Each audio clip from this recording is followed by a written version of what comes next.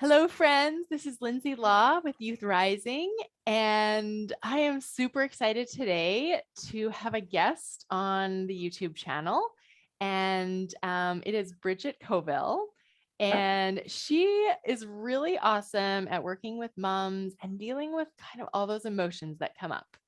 And if you've been following me or if you've been to any of my workshops, you know that this is something that we talk a lot about.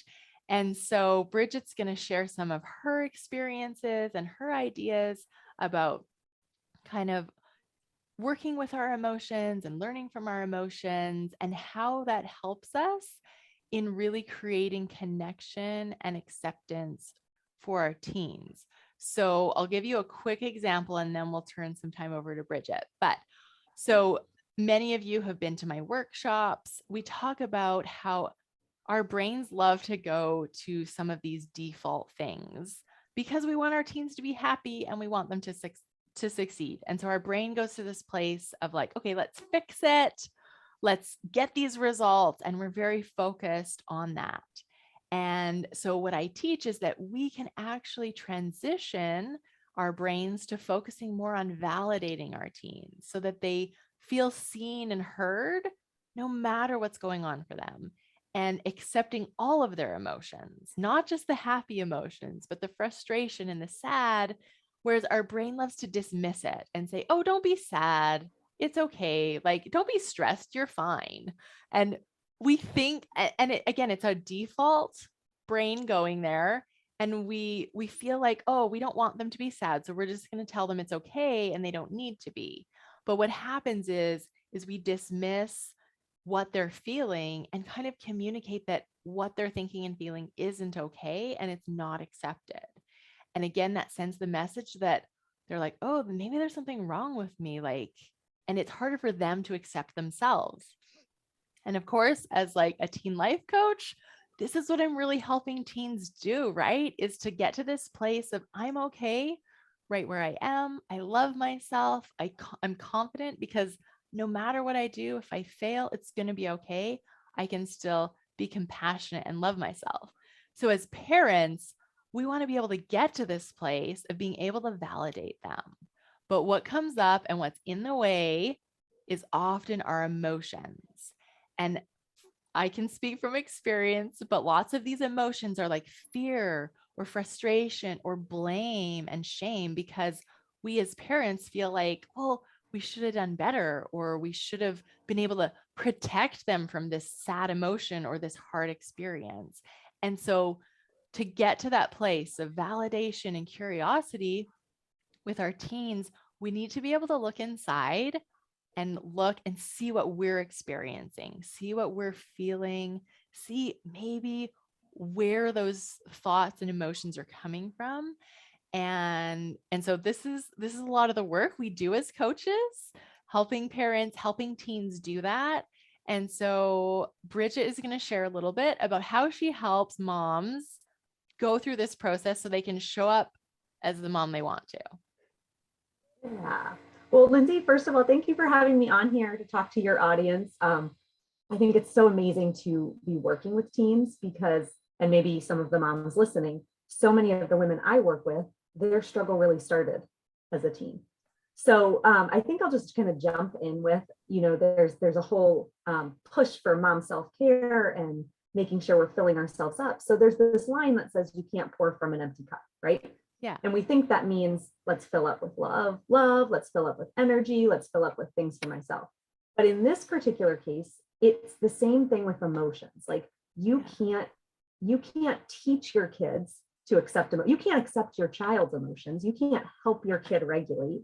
You can't be a gentle, conscious parent unless you're doing it to yourself, unless you are accepting and being able to really, really sit with your own anxiety and fear and frustration and shame, which 9 times out of 10 isn't really about the situation that you're struggling with that's in front of you, right? It's not really about your kid's grade. It's not really about that, which we'll get into in a minute. But so what I started out as is I started out as a mindset coach and really just teaching, the power of our thoughts. Like our thoughts can create our entire life, right? Mm-hmm. I was hitting this wall in my own journey because I'm a very highly sensitive person. I have lots of emotions and I'm now sober. And so like it was lots of emotions coming up. And I tried so hard to do the mindset work in an anxious state, in a frustrated state, in an angry state, right? Yeah, it's like whether I was doing that. Yeah. Yeah. I know. I was just thinking about that. It's like, let's Yeah. validate from this place of fear, right? Like, Yes. I mean, the words might come out Yes. like as validation, but if it's coming from this place of fear, it's not going to really translate as It's not, acceptance. because everything's talking. Yeah. Everything is talking. You might be saying the kindest words, like, I'm here for you. But if your like body's tense and your tone, I mean, Totally. it's energy. It is energy, and your teens are brilliant and they can feed off the energy. Yeah. And so this work will feed off not just to your teens, it will overflow to your partner, your work, your relationship with money, like everything. If you can just figure out, okay, so I could like go a million different ways, but there's so many myths out there about emotions. But the reason I start with emotions and the reason I love emotions is they give so much insight into our thoughts, right? And I know you teach this. We have thousands of thoughts a day. It is impossible to be sitting here worrying about your teen and stopping and going, wait a minute, am I running the story? What am I really thinking? What, there's a million subconscious thoughts. Totally. We don't notice those. What we notice is the emotion. Yeah. And one thing people don't realize is our thoughts influence our emotions, right? I know you teach that, but what influences our thoughts? So often it's our state of being. So if we grew up as a really anxious person, and maybe it had to do with the household, maybe it had to do with something in your childhood, where when there's uncertainty, so if we're going to bring it about teens, let's say their grades, they're not doing good in school, right? That brings up a level of uncertainty. And so our body naturally gets anxious about uncertainty. Right. That state of being will actually influence the thoughts in your mind. That totally makes sense. I totally believe that. Yeah. Yeah. Yeah. Which is why starting with the emotion in heightened states is so powerful. It's so powerful to just notice. I like to just use the word like, just use the word dysregulated. Like I feel off. I feel dysregulated while you're talking to your teen, and just notice that. And the first thing to do is to just pause. Yeah. Pause and let your teen know. If you're with your teen, let your teen know, mommy's, I'm not feeling the greatest right now. Let me step away for a minute. And let's talk about, I'm going to come back and let's talk about this in a minute. If you're not with your teen and you notice like you're in bed and your brain won't shut off and you're anxious and you just cannot settle down because you're so worried about those grades and what happens if he doesn't get the grades. The first thing to do is to pause. Yeah. And then Lindsay, I'm going to take like a quick segue to just say that everything that we're afraid of when it comes to our kids, when it comes to life, ultimately what we're afraid of is we're afraid of how that event is going to make us feel. Totally. Yeah. It's not the actual thing. It's like, how are we going to feel about it? It's not. So like just using that example, and I had a client I was working with recently said the same thing, came and her son went to a really prestigious private school and he was having some mental health issues and was missing a lot of school and was just not keeping up the grades, but he's the youngest of 5. Everybody's gone to this school. She couldn't wrap her head around. In her heart, she knew this probably wasn't the best fit, but what she was focusing on was he's not getting good grades. Right. And I said, okay, and so let's go to that worst case scenario. So if he doesn't get good grades, what does that mean? Well, if he doesn't get good grades, he's not going to be able to get into good college. Okay, if he doesn't get into good college, what is that going to mean? Well, if he doesn't get into good college, and we kept going, and it ultimately got back to this, well, what does that mean if he does this versus what your other 4 kids, what does that mean about you? And ultimately the mom just broke down, and it was just so much like shame, much shame and fear. Yes. But underneath the fear was so much shame. Yeah. But that shame wasn't about her son. No, it was about herself. It's about herself. And then keeping her from being able to show up in a way that it was okay for him to be wherever he was. Yes. Right? Yes. Yeah. And that was no reflection. I think, I have 4 kids, ranging from 17 to 5. So I get like the whole, we're in every area. And the best advice I ever heard is your job is not to control their experience. It's simply to be a part of it. Exactly. And to Right. accept it. Yes. To accept it. And it's so much easier to accept their journey and their experience when you can learn to go, ooh, like this is bringing up something in me, and get really, really curious of, I wonder what this is about for me. I wonder what this is trying to teach me. And so in like this particular case, this client, she lived with so much anxiety, but her anxiety was kept at bay for a really long time because she poured into her kids' success. And that sort of helped to anchor it, right. And then when that was falling apart, when that she faced anxiety. Yeah. Which was a huge blessing because the anxiety was there the entire time. Right. And really it was there to like teach her and signal to her that there was work for her to do. Right. 100%. Yeah. Yeah. It's an invitation for you. Yeah, totally. To live free, right? To live free and to be able to. And so once we can, I describe this as like a window of tolerance, right? And this is in so many people describe this, but you can either tip in the hyperarousal, in anxiety and fear and rage and frustration, or you can tip into the lower. And I think parents can do either one. They can completely shut down. They can get really sad. It's both coming from the same place. And the important thing to know is the more that you can learn to handle your emotions, your window of tolerance goes like this, so that you're not tipping. Yes. Oh, I love that. I love that. I haven't heard that before, because you're still and going to have those emotions, right? You're still going to have anxiety. You're still going to have sadness. Like they're all going to come. But if your tolerance for allowing and being in those emotions grows, then you don't get to those heightened or those low arousals. Totally. And what happens when you go out of the window of tolerance is, and I don't know what your name is for it. My name in my coaching practice, we call it survivor brain, or I call it the critter brain. Okay. We call it the lizard brain here. Lizard brain. Okay, perfect. Let's do the lizard brain. But it's still, I love that because it's a wild animal. Yeah, exactly. And what happens when that brain's turned on, right? Like your creativity, the reasonable parent that we know you are, it's offline. Yeah, you can't even see things for what they are. Like you can't be logical. You can't, see almost like what's right in front of you, because you are having all these stories that are coming from that emotion and creating more emotion, right? Correct. That may not even be true. Yeah, 100%. And the way to increase your window of tolerance is to learn to regulate. Yeah. So the more that you stay in this heightened stage, and the more that you stay in this lower stage, your window of tolerance gets shorter and shorter. Yeah. So it doesn't mean when you have a big window that you never experience these emotions, because you're human, you're going to experience them. But as soon as you can recognize it and pause, and do what you need to do. Yep.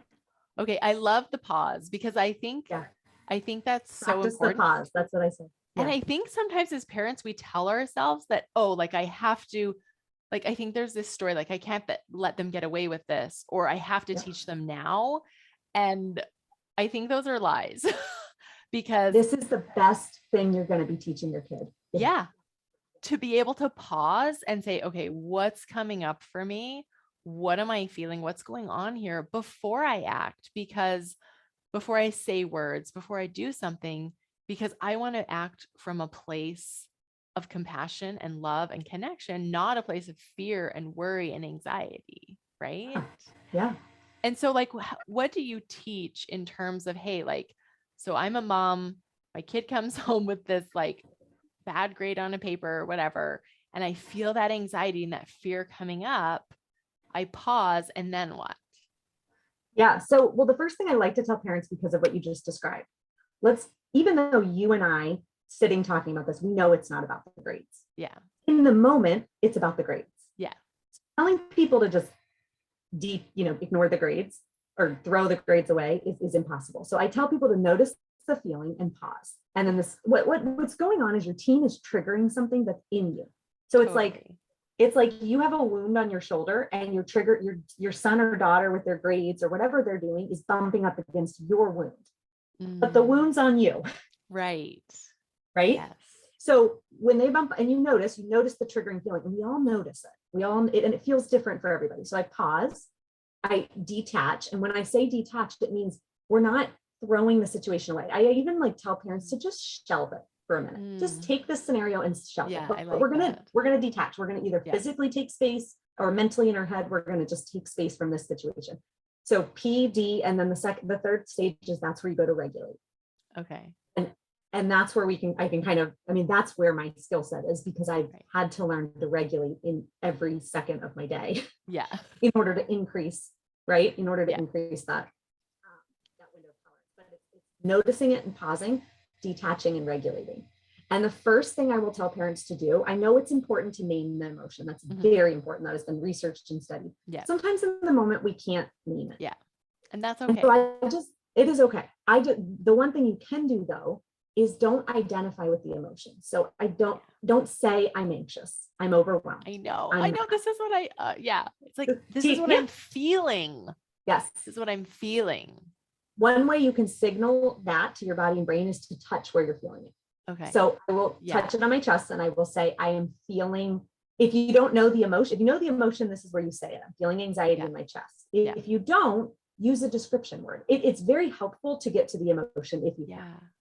But if you can't at first, I'm feeling pressure. Yep. Yeah. I'm feeling tight and I'm feeling like it feels hard. Like whatever word you can to describe what you're feeling in your body. Yeah. Yep. Yeah. And then, so that's accepting it, right? Like you talk about just really accepting the emotion, or I'm sorry, acknowledging that the emotion's there. Yeah. And I've heard you say this before on your Instagram and I love it. And it's so true, because I'm feeling this and that's okay. That's not a problem. Totally. Right? Yeah. And it'll immediately signal safety. Yes. Because I think one of the reasons we get so resistant to our emotions is because we think it's not okay, that there's something wrong. Well, not only do we think there's something wrong outside, for so many of us, me included, I would panic about my panic. I would think I'm having a heart attack. Oh, I've had anxiety about anxiety for sure. Like, yes. Totally. Exactly. Yeah. So that's the first thing we need to retrain, is that I've had a lot of sessions recently where clients will come and the whole session will be about them releasing an emotion. We won't even talk. It'll be crying, it'll be screaming, it'll be something, but they'll afterwards go, oh my gosh, that's what I've been so afraid to let myself do. Yeah. And I feel so good afterwards. And I'm like, yeah. It's like and it's so funny because we're so afraid of it to like actually let ourselves feel it. But then when we do, we realize that it's, for one, probably not as bad as we thought. And that there is some sort of a release after. Yes. Right. Yes. And we don't have to keep feeling it for days and months. You know what I mean? Yes. No, I mean, and truly the studies show like 3 to 5 minutes of full processing. And what does full processing mean? It means pausing, practicing the pause, allowing the emotion to be there. And then what I teach next is, I know there's this saying of like sitting with your emotions. I've never found that helpful. No, it does not help me. I'm like, that doesn't help me. So tell me something else, because I've never taught that, because I don't find it helpful. Yeah. Good. See, that's why we get along. I get the purpose of it. The purpose of it is to be able to allow it. Yeah. But emotions literally mean energy in motion, right? We know this. So it's for us to move, but it's also because it has to move through our body. Yes. Yes. So the next step for regulate, and this is something I do because it's different for everybody. Yeah. And the more tools that the parents put in their tool belt, and I'll give you a few on this call that have really helped, but the more that you guys learn what works, and the more you get comfortable with like it being kind of a game, or experiment, the more tools you're going to have to share with your students. So I will show, or not your students, your teens. Teens. Yeah. That's fine. For me, do you want me to share some? Yeah, please. Yeah. Okay. Share away. But one of the coolest things about the anxiety is that once the anxiety comes in your body and you notice it, and you know that you're safe to feel it, and you really just kind of watch it, like watch where it goes, get to know it for 2 reasons. First of all, the next time it shows up, you're going to know this is anxiety, right? You're not going to have to be like, what am I feeling? I don't even know. So get to know it a little bit. Know that it's going to pass. If you don't resist it, it will pass. Like the last analogy, you remember the Chinese trap? Oh yeah. Yes. And you pull your fingers out. Right. The more resistance. Like, exactly. You can't get it out. As soon as you relax into it, it comes out. So Yeah. Yeah. So acknowledge. Yeah. And so how do you like, because I know what I do, but I'm interested to know what you do to Yeah. relax into it. Yeah. Okay. Well, if we're going to talk specifically about, tell me when you are working with moms, is a lot of the emotion like hyper arousal that they're experiencing? I mean, I think mostly, yeah. Okay. Okay. So again, there's lots of tools and you can look up these tools, you can find, but for me, in some situations, I can do breath work. Yeah. So a breath work that I'll teach, but I want to share another tool because there are some situations where it's not helpful, right? Like, so the first thing you can try is to just place your hand on your heart and your belly. And what this really does is it signals to your body and brain connection, like I'm here, and safety on your belly. Yeah. And so when you're taking that breath, you want your hand to go, I need to see if I can really want your hand to go out. A lot of people breathe into their chest. Yeah. And you want that deep breath into your belly. And that diaphragmatic breathing, right? There you go. Yeah. No, exactly. Yeah. And when you're taking the breath, the inhale actually increase and activates your system. A lot of people don't know that. A lot of people think the inhale is what they need to do to relax, but it's actually the pausing at the top and the exhale. So I do a 5-5-7 breath. Okay. Where you inhale for 5, pause for 5, and then exhale. And then you exhale for 7 out of like that. The number's not that important. No. What's really important is that the exhale is longer than the inhale. So it looks like this. It looks like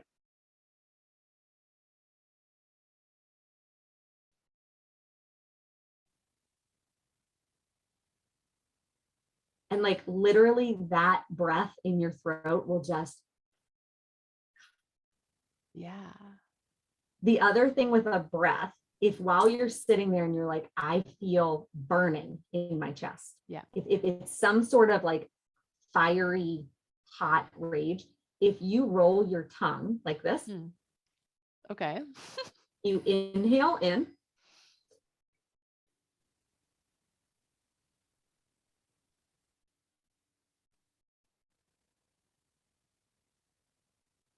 Actually sends coolness to your body. Oh, that's so interesting. Oh, I love that. Yeah. Isn't so that cool? That's feeling like that breath. Warmth, right? Yep. You're like, it feels hot because a lot of my clients, like, and my teens too, right? They're like, oh yeah, it feels warm and hot. Yep. So like the tongue thing. Isn't that cool? And so are you still breathing in through your nose? I'm breathing in through the mouth. Okay. I think I'd have to practice that. Yeah, me too. It's a yoga breath. I had it. Someone did it. I know. I'm like, the whole tongue rolling is throwing my brain off. I'm like, yeah. But really, what it does is it sends cool sensation. Okay, we could just do like an hour of this. Yeah, totally. But you're breathing in through your mouth. You're pausing. When you close your mouth, you're breathing out through your nose. Right. Yeah. Oh, okay. I love that one. That's a new one for me. And with the breath, send the breath to where your hand is, right? Yes, where I know. That's what yoga taught me like years ago. Yeah, and you can do it. Yeah. I couldn't do it at first because I was many of us were so like, even just if you're watching this video, pause and just touch your feet to the ground. Yeah. Like many of us are just like, oh my God, I forgot I have feet. We're disconnected from the earth. All are. Correct. Yeah. Correct. It's just the way our society is. And so it took me a really long time to be able to feel my breath go to that spot. Yeah. But it works, y'all. It does. It totally does. Yeah. Yes. I'm converted. Yeah. Yeah. So, okay. So those are the like 2 breath works that I love to teach people. Now, there are times where I am so amped up, whether I'm angry at my teen or it's just life. And the worst thing someone can tell me is to calm down. Oh, totally. I used to do that to my mom. It never worked. Exactly. So in those instances, breath work's not going to work for you. Right. Okay. At first. And this, y'all are going to think I'm a quack, but I did this. I was on a live call as a client. And this is how I know the tool, you guys, because I used it. Okay. I got called up for my coaching certification in front of 200 people to coach. And I had a full out panic attack. Like, she's like, what do you want to be coached on? I'm like, I don't even know. I'm just right now, like literally about to have a panic attack. Yeah. And she goes, okay, close your eyes. And so we did a grounding exercise. And she said, just express it how your body wants to express it. And I started just shaking. Okay. Sorry, my microphone. But just shaking my body in like a really weird, crazy pterodactyl kind of way. But what the shaking did was it released the energy. It released the energy. Interesting. Well, and here's the other thing. So there's Dr. Peter Levine is the doctor of somatic experiencing. I don't know if you've heard of him. Okay. No. But he talks about in the wild. Have you heard this about animals? Maybe. Okay. I don't know. Well, it's really interesting. When an animal's getting attacked by a bear or tiger or whatever, they can do a few things. They either will fight back, but the majority of time they freeze. Right. They freeze and they play dead. The tiger bites them or does whatever. Yeah. When the tiger leaves and when they sense safety, and you can look this up, if you look up an impala getting away from a tiger, the animal will get up and the animal will naturally shake its body. Oh, that's and then the animal will go just drink water and just like the animal's not going to go, oh my God, is the tiger coming back? What we would do as humans. Right. Because they don't have that prefrontal cortex to go in. Yeah. But they also completed the stress response. Yeah. With the shaking. That's so interesting. Dispelled the energy. And I didn't know that cognitively, but that was when I felt safe enough to like express it how I needed to express it. My body needed to shake because I was so jazzed up. And immediately I was like, oh my God, I've just put another tool in my tool belt. Yeah. And then I looked it up and it was like, this is a real thing. I'm not crazy. Like shaking is Don't you love it when you find that out? Okay, Bridget, I love what you're sharing with us. And I would love to keep chatting with you, but we're kind of out of time here. But like you've shared like so many great nuggets, like with the breathing and make sure your exhale is longer than your inhale, like touching where you're feeling your emotion and bringing out those words, even if you can't say like this is anxiety or fear. And then doing the hand on the belly and doing those like deep diaphragmatic breaths. And then just letting your emotion express itself however it needs to. Like, and it could be scream in a pillow, shake. Yeah, it could be whatever needs to come out of you to just release that tension or that emotion in there. The last thing, and then I'll stop talking because I'm a jab. Talk about emotions all day. That's but okay. Notice how you feel after. And notice that, oh my God, what I thought would never go away went away. Yeah. Because I think it's important for us to notice. We may not notice the change if we don't intentionally look. Yeah. And to be able to say, hey, like, oh, that really did change where I'm feeling it or how I'm feeling it or how much I'm feeling it. And when we can acknowledge that, I think our brain learns, right? Mm-hmm. It's like, okay, 100%.